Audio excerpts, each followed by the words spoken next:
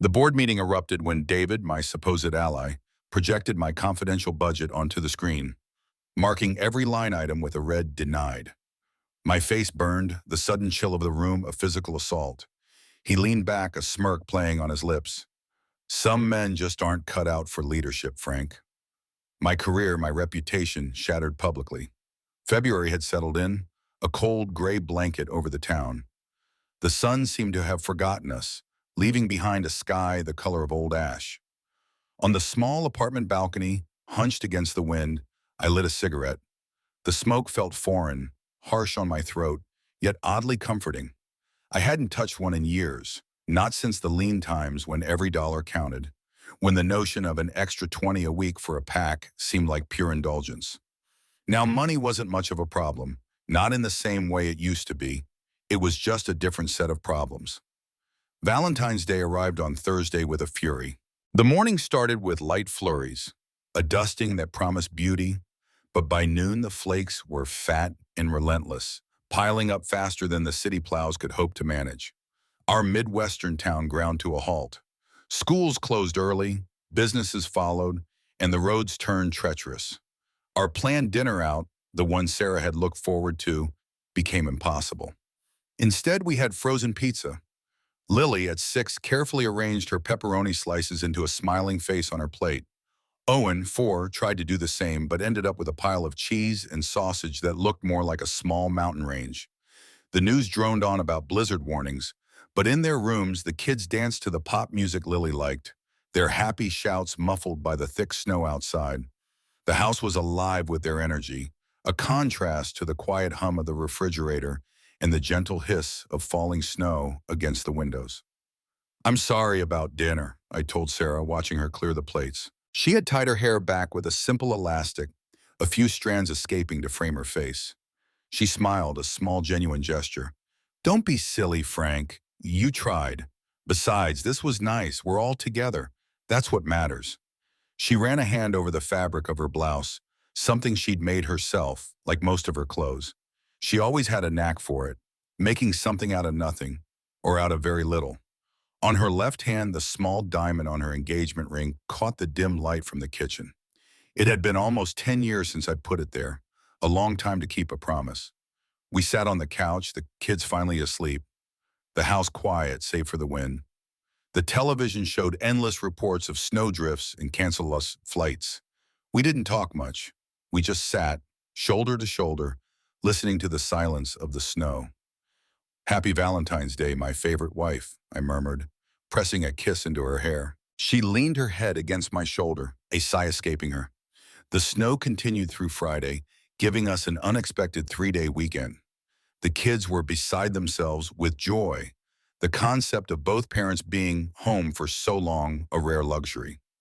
We built a misshapen snowman in the backyard, its carrot nose falling off repeatedly. We watched movies, piled under blankets, sharing popcorn. Lily and Owen's laughter filled the house, a sound I tried to bottle up for the leaner, quieter days.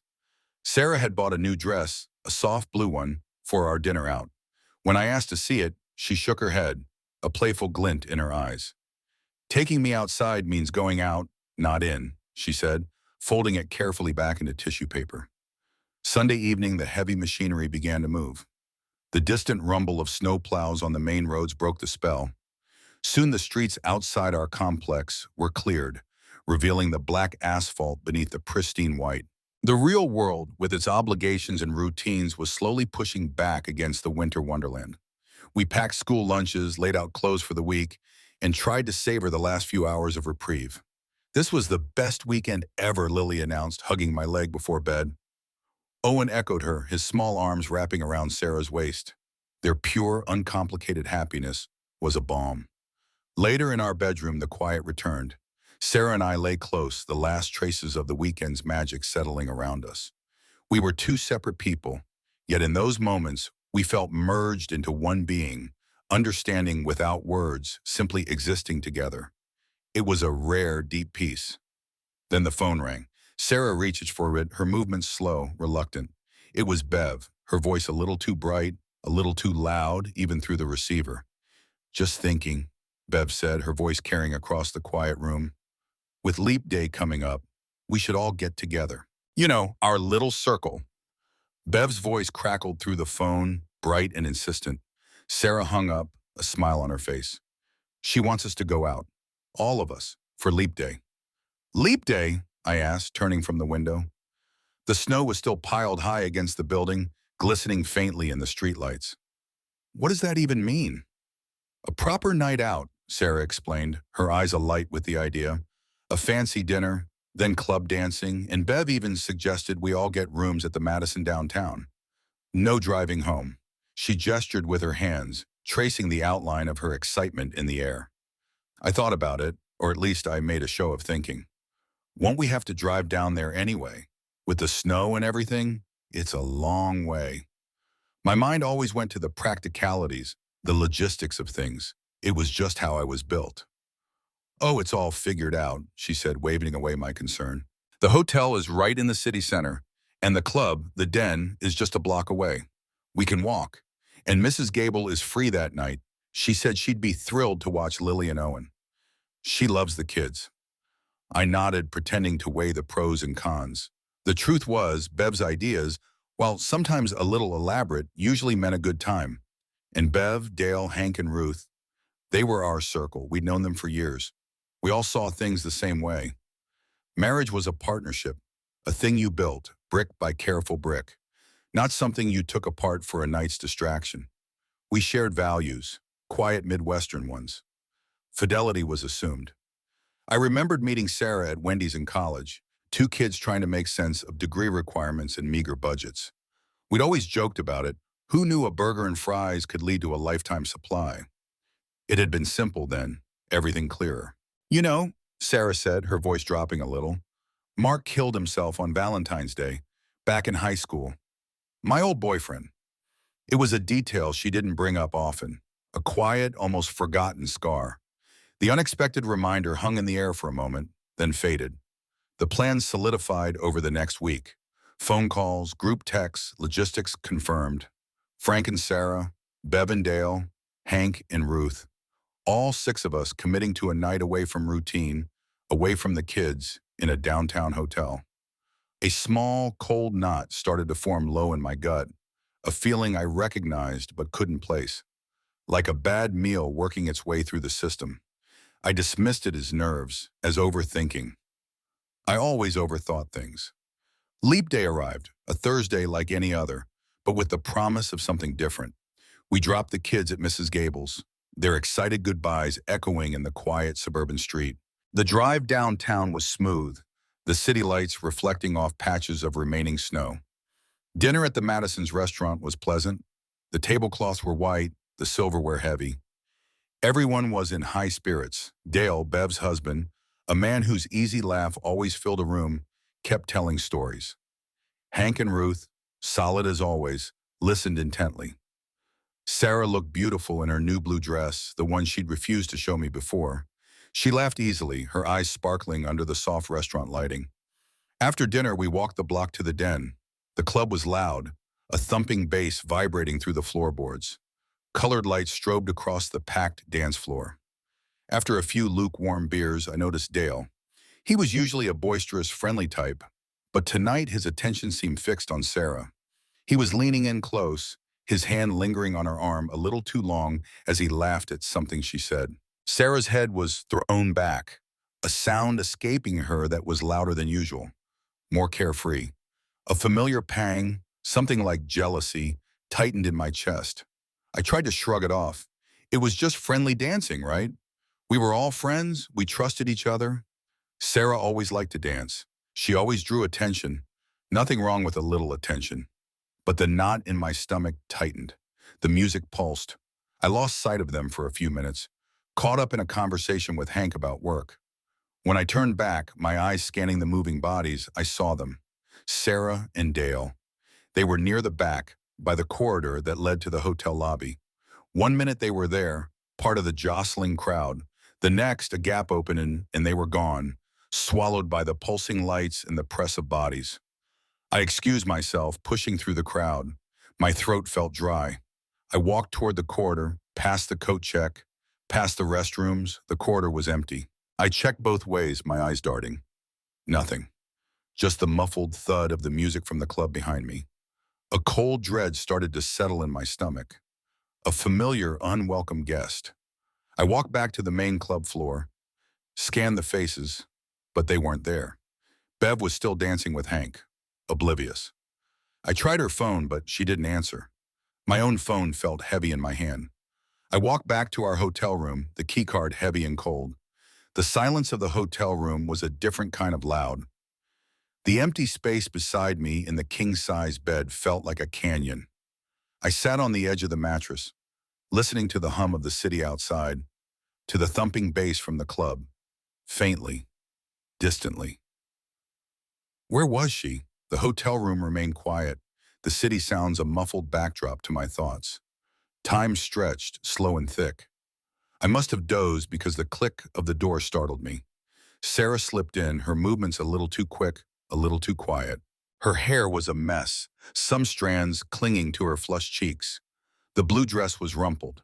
She looked at me, then quickly away, moving to the dresser to set down her small purse. Where were you?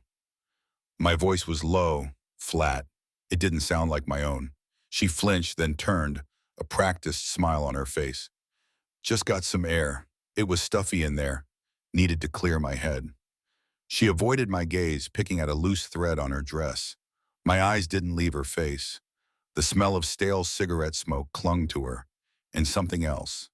Something sweet and foreign that wasn't her perfume. You've been with Dale, haven't you? The words tasted like ash in my mouth. Her head snapped up, her eyes wide, a flash of something unreadable in them. Fear, anger. Don't you dare accuse me, Frank. Her voice was sharp, a little too loud in the quiet room. What makes you think that? I saw you, Bao, I said, my voice rising a little despite my best efforts. You and him, slipping out. We just went for a walk, she countered, her arms crossing defensively. Down the hall, just to talk. It was loud in the club. Her eyes darted, searching for an escape route. The air in the room grew thick, heavy with unspoken things. Accusations hung in the space between us. Invisible, but palpable. Trust, a thing I'd always taken for granted between us, felt like a brittle piece of wood, splintering at the edges. I felt a coldness spread through me, a crushing weight of betrayal I'd never known. It wasn't just anger, it was a profound chill, a sense that something vital had been irrevocably broken. I looked at her, at the familiar face that was suddenly so alien. My mind raced, trying to grasp onto something, anything that made sense, but nothing did. I knew. Somewhere deep inside, I knew what had happened, but my mouth formed the words that wouldn't acknowledge it. Okay, I said, my voice hollow. Okay, Sarah, I believe you. She looked relieved, her shoulders dropping slightly, but the relief was a thin veil over the tension that still crackled in the room.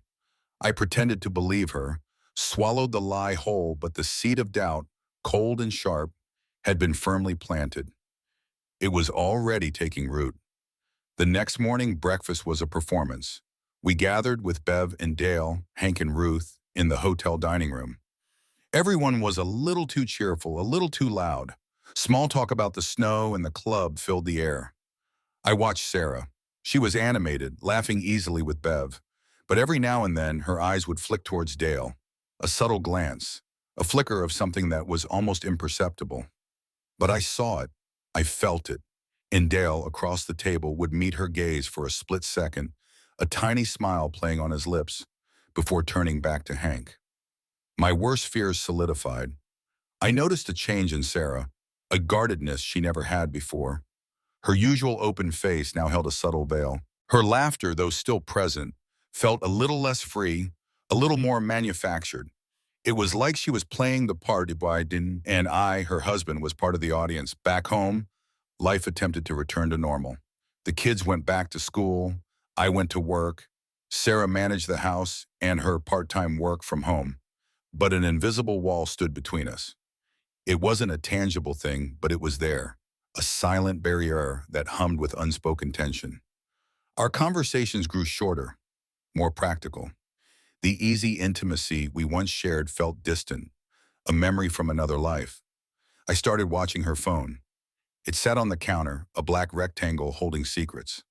Late-night texts, hushed calls, quickly ended when I walked into the room. A tightness formed in my chest whenever I heard the faint buzz of her phone. I tried to ignore it, to tell myself I was imagining things, but the gnawing in my gut grew stronger. One evening, after the kids were asleep, I found her on the couch, scrolling through her phone. The television played some muted drama. "Sarah," I began, my voice softer than I intended. I sat beside her, not touching. "Just tell me what's going on." She stiffened, her fingers pausing on the screen. She didn't look at me. "Nothing is going on, Frank. You're imagining things. You always do this." Her voice was defensive, her tone accusing. "Why can't you just trust me?" "Because you're acting different," I said, my patience fraying. "You're distant. You're on your phone all the time. You're not you." She finally turned, her eyes narrowed. "I'm tired, Frank. I work, I take care of the kids, I run this house. Maybe I'm just stressed, and now you're adding this, your suspicions." The kids, Lily and Owen, had started to notice. "Why aren't Mom and Dad laughing anymore?" Lily had asked me last week, her small brow furrowed. Owen had just observed, "Mommy's quiet." Their innocent observations cut deeper than any accusation. My gut told me this wasn't just a one-time mistake, a lapse in judgment on a wild night out. This was continuing. This was a relationship betrayal, slowly but surely eating away at the foundation of our lives. The gnawing feeling in my gut had escalated. It wasn't just suspicion anymore. It was an itch, a compulsion to know, to see, to confirm. I started to investigate, systematically, like a detective. First, the phone records. Our joint account showed nothing unusual, but a nagging thought led me to check Sarah's personal credit card statements, the ones she used for her treats and her fabric shopping. The charges were small at first. Then they started adding up. Coffee shops near downtown, places she rarely visited. Then restaurant receipts for two, always on the days she claimed to be running errands or meeting Bev for lunch. And then the hotels, small independent places on the outskirts of town, unassuming, always on Tuesday afternoons or late on a Friday, and each location I recognized was close to places I knew Dale frequented for his business. The pattern was undeniable. My hands trembled as I sifted through her things, a grim determination pushing me forward. I wasn't proud of it, but the need to know had overshadowed any sense of privacy. In the bottom of her knitting basket, under a pile of unfinished sweaters, I found it. A small, sleek burner phone, the kind you buy prepaid at a convenience store. I held it, cold and dead in my palm, for a long moment before turning it on. The screen flickered to life, a flood of text messages filling the display. My breath hitched. The messages were from Dale, intimate, detailed. They talked about meeting places, secret jokes, snippets of a life lived parallel to ours. It wasn't just a one-night mistake, not a lapse on leap day. This was an ongoing, calculated affair. Weeks, months even of deceit. One message, dated just a few days prior, read, "Can't wait for our future, my love. Just us." My stomach clenched, bile rising in my throat. I felt sick, physically ill. The future. Our future, the words echoed in my head, twisting into a cruel mockery. I sat there for hours, taking pictures of the messages with my own phone, noting dates and times. A grim resolve settled over me. This couldn't continue. Not for me, not for Lily and Owen. They deserved better than this hollow shell of a marriage. I waited. The kids were at school. I sat at the kitchen table, the printed out credit card statements, the pictures of the burner phone messages, the dates and times spread out before me like a meticulous exhibit. Each piece of evidence a shard, twisting deeper into my chest. I rehearsed the words in my head, trying to keep my voice steady, my face calm. This wasn't about anger anymore. It was about fact. The sound of her car pulling into the driveway made me jump. Her keys rattled in the lock. The door opened and she walked in, a grocery bag in each hand. She smiled, a tired, familiar smile. "Hey, Frank, what's all this?" she asked, setting the bags on the counter, her eyes falling on the table. My voice came out flat, devoid of emotion. Explain this, Sarah. I gestured to the evidence. Her eyes scanned the table. The color drained from her face, leaving it pale and drawn. Her smile vanished, replaced by a mask of disbelief, then horror. What? What is this? She stammered, her voice thin. You know what it is, I said, my voice rising slightly. Hotel charges, restaurant bills, text from Dale. I picked up my hair phone and showed her the picture of the burner phone screen. Don't bother denying it. Her shoulders slumped. She covered her face with her hands, a choked urine escaping her. The grocery bag sat forgotten on the counter. It wasn't supposed to be like this, Frank, she whispered, her voice muffled by her hands. I got caught up. I didn't mean for any of this.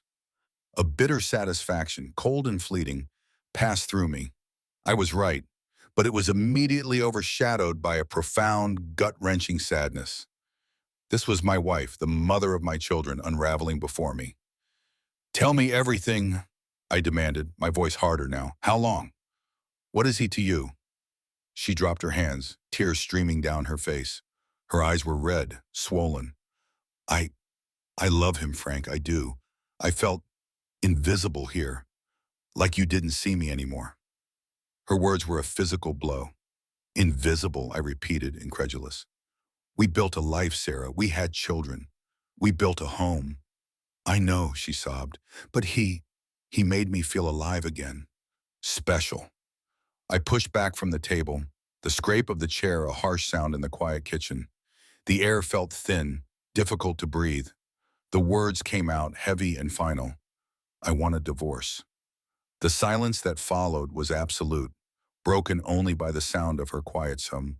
The word hung in the air, a bell tolling the end of everything. Affair consequences. The days that followed were a blur. Sarah packed a small bag, mostly clothes, and moved out, saying she needed space to think, staying with a friend. Lily and Owen, sensing the shift, became quiet, their usual boisterous energy replaced by a nervous uncertainty. Where's Mommy going? Lily asked, her lower lip trembling. Is she coming back? Owen echoed, his small hand clutching at my jeans. I struggled for words, trying to explain without breaking their innocence. Mommy just needs some time away, I told them, my voice thin. She'll be back to visit. I avoided the truth, the harsh, ugly truth that would shatter their world. The lie tasted metallic. Word, as it always does in small Midwestern towns, spread fast. Whispers followed me in the grocery store aisles. Eyes lingered a moment too long at work. I saw the pity, the judgment, the raw curiosity. Everyone knew. Frank's wife Sarah had left him. For Dale, his friend. The public humiliation was a constant, low thrum beneath my skin. It was a brand burned into my forehead for all to see. Bev called, her voice raw with a grief that mirrored my own, but laced with a fury I couldn't quite match. Dale, her husband, had confessed everything. Her marriage, too, had crumbled, shattered by his cheating husband actions. In an unexpected turn, Bev and I found ourselves in an unlikely alliance. Two people brought together by shared pain and anger, bonded by a wound inflicted by the same hands. Our once close-knit group of friends fractured. Hank and Ruth, caught in the middle, didn't know how to act. Others took sides, their loyalty or lack thereof revealed in hushed conversations and averted gazes. The gossip was a wildfire, consuming everything in its path. My parents, bless their hearts, called constantly. We're so sorry, Frank, my mother would say, her voice thick with pity. We just can't believe it. Their concern, while genuine, made me feel even more exposed, more stripped bare. It was a wound that festered, unacknowledged but ever present. Daily tasks felt monumental, getting out of bed, making breakfast, driving to work. Each action required a conscious effort, a pushing through the thick fog of anger, sorrow, and confusion.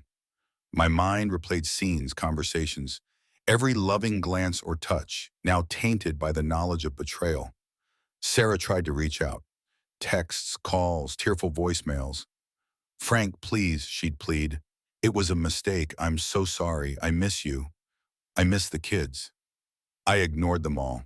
I couldn't. The woman who left those messages was not the woman I loved, not the woman I married.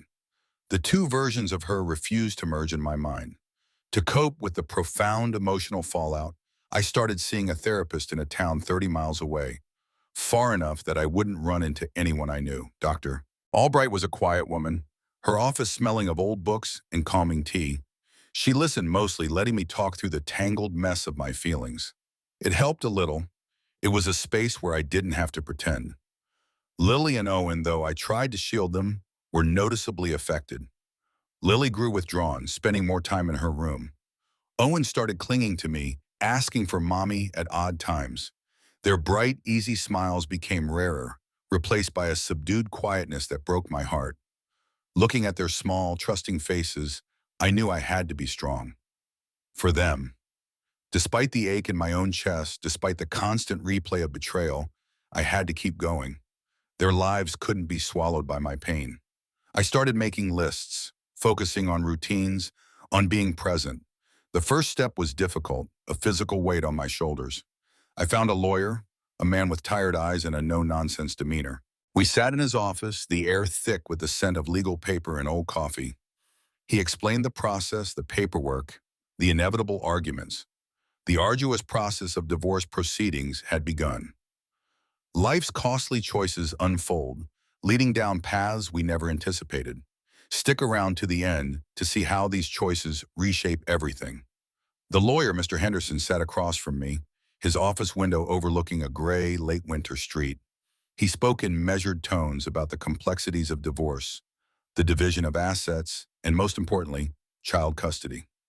My mind, however, kept returning to one point: protecting Lily and Owen. They were innocent in all of this, and they deserved to come through it with as little emotional damage as possible. That was my primary objective. "We can discuss the emotional impact," Mr. Henderson said, tapping a pen against a yellow legal pad. "North Dakota is a no-fault state, but the circumstances of the affair could influence certain aspects, potentially spousal support or property division, though it's not a guarantee for significant compensation." I listened, but the thought of compensation felt hollow. What I really wanted wasn't money. It was a return to normalcy, to peace. Around the same time, Bev was pursuing her own legal action against Dale. Her determination to make him pay, both financially and emotionally, was fierce. We met for coffee one afternoon, a quiet diner where we wouldn't be easily recognized. There was a strange comfort in our shared ordeal. We spoke of betrayal, of broken trust, of the unfairness of it all. It was a space where we didn't have to explain, where the anger and pain were mutually understood. In Dr. Albright's office, I began to articulate what justice truly meant for me. It wasn't about vengeance or seeing Sarah and Dale suffer. It was about severing the ties that bound me to their actions, about finding a path forward where I wasn't defined by their betrayal. Justice for me was about healing and rebuilding. Sarah, in the meantime, had grown desperate. Letters started arriving, handwritten, scented with her familiar perfume. Texts popped up on my phone, sometimes late at night. "I made the biggest mistake of my life," Frank, one read. "I miss our family. I miss you. Please, can we talk?" Another, "I know I messed up. I want to fix it. I want to come home." I found myself torn. Memories, sharp and vivid, would flash through my mind. Sarah laughing with Lily, her hand in mine during a quiet walk, the way she smelled after a shower. These images warred with the sting of betrayal, the cold, hard facts of the burner phone and the hidden hotel receipts. My heart felt like a battlefield. I took the letters to Dr. Albright. She listened, her gaze steady. "It's natural to feel conflicted," she explained. "You're grieving the loss of a life you built, not just the person, but you also know the truth now. You have to decide if that truth is something you can live with, or if moving forward requires a different path." Her words were gentle, but they cut through the noise in my head. I realized then that true justice for me involved letting go, not clinging to bitterness or a phantom of what our marriage once was. It meant rebuilding my life from the ground up, one sturdy plank at a time. The decision solidified, cold and clear. I had to proceed with the divorce. It was the only path to genuine healing, not just for me, but for Lily and Owen. One evening after dinner, I sat Lily and Owen down on the couch. The TV was off, the house quiet. "Mommy and Daddy are going to live in different houses for a while," I began, choosing my words carefully. "It's not your fault, and we both love you very much. always. Lily, ever perceptive, looked at me, her eyes wide. Will mommy still come to my school plays? Owen just buried his head in my side. Yes, I promised, stroking his hair. Mommy will always be your mommy. We're just not going to be married anymore. They were sad, their small faces clouded with confusion, but they were resilient. They clung to me, seeking comfort, and in their arms I found my own strength. A renewed sense of purpose began to settle over me. The fog of confusion started to lift, replaced by a clear vision. I had to create a stable, loving future for my children. That was my mission now. The divorce was a necessary step, a painful, irreversible cut, but it was also a foundation for what came next. The divorce proceedings were a tedious, draining affair. Mr. Henderson had warned me, but the reality was worse. Sarah, perhaps out of guilt, or perhaps out of a desperate need to secure her future, fought for a larger share of everything. Every asset, every dollar, was meticulously scrutinized and debated. The emotional toll was immense, each negotiation feeling like another turn of the knife. Dale, I heard through Bev, was facing his own reckoning. His business, once thriving, had taken a significant hit. Clients had quietly pulled away. His reputation, once solid, was now tarnished. The whispers that followed me were nothing compared to the open condemnation he faced in the professional community. Bev, through her lawyer, had pursued every legal avenue to ensure he felt the full weight of his infidelity, financially and otherwise. He was losing his home, his house, and much of his savings. My own path, however, was one of quiet strength. I refused to engage in petty revenge tactics, even when Mr. Henderson suggested strategies that would make Sarah's life more difficult. My focus remained on the children, on securing their future, not on inflicting further pain. I pushed for mediation, hoping for an amicable settlement, or at least one that minimized conflict. During one particularly tense mediation session, Sarah looked at me, not with anger, not with defiance, but with a raw, genuine regret that I hadn't seen before. Her eyes, red-rimmed and tired, met mine across the polished table. "I hurt you, Frank," she said, her voice barely a whisper, but clear in the quiet room. "And I hurt our kids. I'm so sorry." Her words hung in the air, heavy with unspoken weight. I simply nodded. There was no grand gesture from me, no forgiveness offered. The wounds were too deep, too fresh, but I heard her, and for a fleeting moment, I saw the woman I had once loved, buried beneath layers of poor choices and betrayal. It didn't heal anything, but it was an acknowledgement. In the end, I secured primary custody of Lily and Owen. It wasn't a battle I wanted to win in court, but one I needed to for their stability. Their lives had been upended enough. The house was theirs, their rooms familiar and safe. That was what mattered. Dale, I learned, had truly paid the price. His job was gone, his assets mostly liquidated. He was living alone, facing a solitary future, the consequences of his actions laid bare. Sarah, too, was isolated. Her friends, our mutual friends, had distanced themselves. She was struggling to rebuild her life alone, facing a future stripped of the comfort and community she once had. I realized then that my personal revenge wasn't about hurting Sarah. It was about healing myself. It was about reclaiming my own life, not letting her choices define my future or the future of my children. I dedicated myself to Lily and Owen. Their laughter, their small victories, their innocent questions became the anchors in my day. Watching Lily read aloud, seeing Owen build a towering block castle, these were the moments that filled the void left by betrayal. The sharp edge of anger began to dull, replaced by a quiet determination to move forward. The past couldn't be changed. That was a hard truth, unyielding and cold. But the future, I understood, was still unwritten. It was a blank page waiting for me to fill it with new experiences, new joys, and a life built on solid ground. Months bled into a year. The raw edges of grief and anger slowly smoothed themselves down, replaced by something resembling a quiet, enduring scar. Lily and Owen and I established a new routine, one built on consistency and predictability. Tuesdays were pizza nights. Saturdays were for the park or the library. Our home, once humming with unspoken tension, slowly became a haven of peace again. The silence was no longer a weight, but a comfortable space. Lily, no longer withdrawn, started asking questions about everything, her curiosity blooming. Owen's infectious giggle returned, echoing through the house. Their smiles, once hesitant, were now bright and genuine. They were thriving, slowly but surely, finding their footing in this new, altered landscape. I focused on my career, pouring my energy into it, finding a new meaning in the work I did. It became a different kind of anchor, a place where I could exert control, where effort translated directly into results. I found success not just in promotions or praise, but in the quiet satisfaction of a job well done. Slowly, cautiously, I began to open myself up to social interactions again. New friends came into my life, people from work, from the kids' school, from community events. We talk about mundane things, about local news, about sports. It was simple, uncomplicated. I started volunteering at the local food bank, finding a quiet satisfaction in helping others, in diverting my focus from my own past pains. It was a small town, and word of my presence spread. People smiled, some nodded, and the whispers softened to a respectful hum. Sarah, I learned, had hit her own rock bottom. The isolation, the loss of her community, the weight of her choices had brought her to a difficult place. But she had also started attending therapy. Slowly, painstakingly, she was rebuilding her life. One afternoon, during a handoff with the children, she looked at me, her eyes clear, devoid of the defensiveness I had grown accustomed to.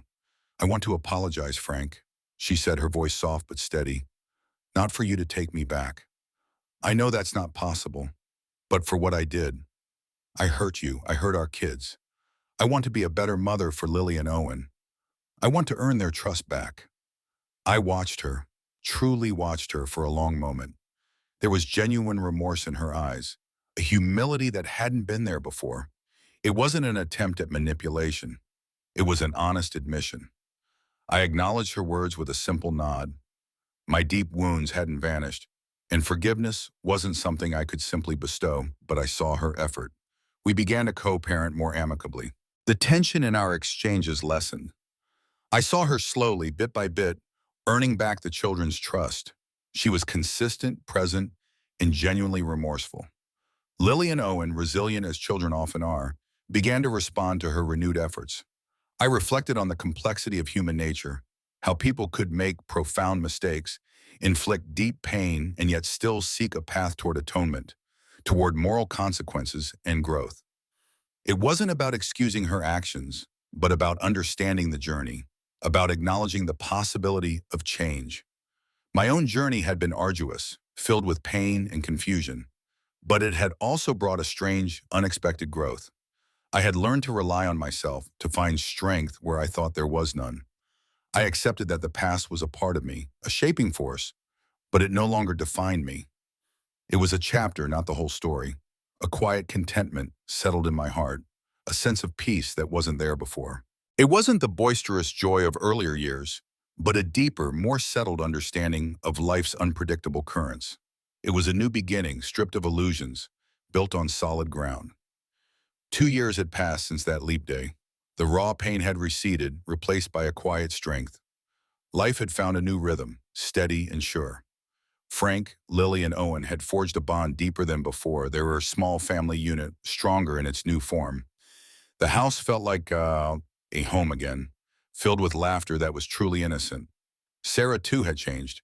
She was a more present, engaged mother, her genuine efforts slowly earning back a measure of respect from her children and a quiet acknowledgement from Frank.